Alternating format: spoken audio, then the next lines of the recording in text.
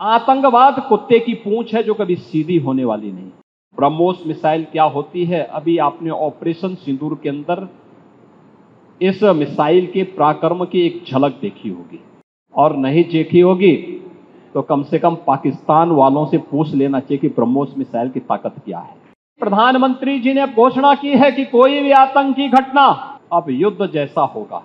अब समय आ गया है जब इसको कुचलने के लिए हम सबको एक स्वर से प्रधानमंत्री मोदी जी के नेतृत्व में पूरे भारत को, पूरे उत्तर प्रदेश को मिलकर के इस अभियान के साथ जुटना होगा।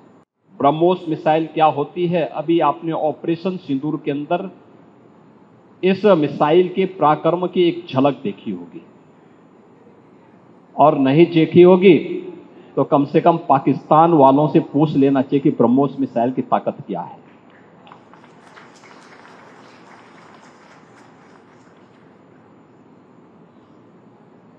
आतंकवाद के प्रति प्रधानमंत्री जी ने घोषणा की है कि कोई भी आतंकी घटना अब युद्ध जैसा होगा।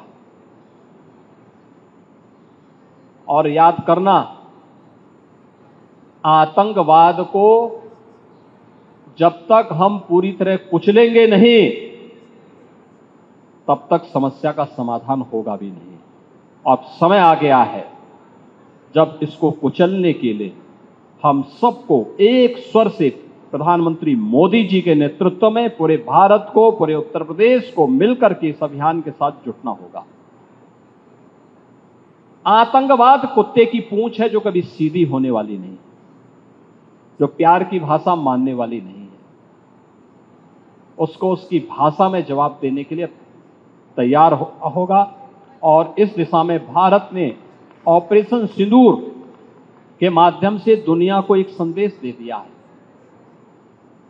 उत्तर प्रदेश के अंदर जो 6 के 6 नोड डिफेंस मैन्युफैक्चरिंग कॉरिडोर के हमारे विकसित हो रहे हैं, इन 6 के 6 नोड पर हमारा कार्य तेजी के साथ आगे बढ़ रहा है। इससे पहले हम लोगों ने कानपुर में, वहां पर रक्षा सेनाओं के लिए जो गोला बारूद बनता है उसके उत्पादन के एक केंद्र का वहां पे शुभारंभ किया था। बहुत बड़ा केंद्र बना, आप जाएंगे, अत्याधुनिक केंद्र है।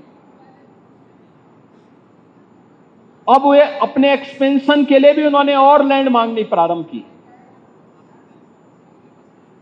लखनऊ में भी आपने देखा होगा कि ब्रह्मोस को जैसे ही 200 एकड़ लैंड दी गई तो पीटीसी भी यहां पर आया है। पीटीसी के कार्यों को आपने देखा होगा कि न केवल ब्रह्मोस के लिए बल्कि एरोस्पेस से जुड़े हुए उन सभी कार्यों के लिए उनके द्वारा एक एंकर यूनिट के रूप में यहां पर उत्पादन कार्य अपना प्रारंभ भी किया गया है।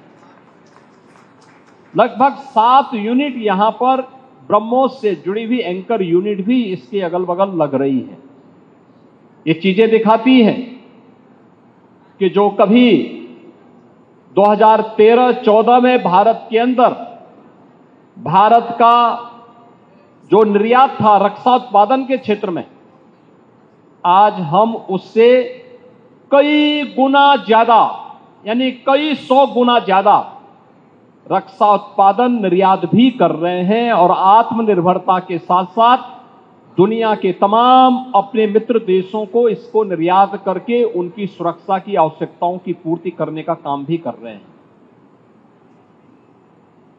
किसी भी स्वावलंबी देश के लिए आवश्यक होता है कि अपनी रक्षा आपूर्ति के लिए वह दुनिया के अन्य देशों पर निर्भर होने की बजाय स्वयं उस लक्ष्य को प्राप्त करे। आज पूरी दुनिया के अंदर आप देख रहे होंगे युद्ध अलग अलग क्षेत्रों में हो रहे हैं, अलग अलग क्षेत्रों में हो रहे हैं।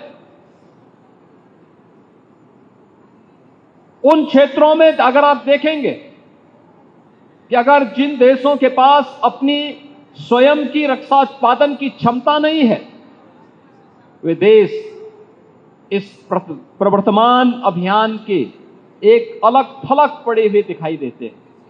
लेकिन जिनके पास अपनी आत्म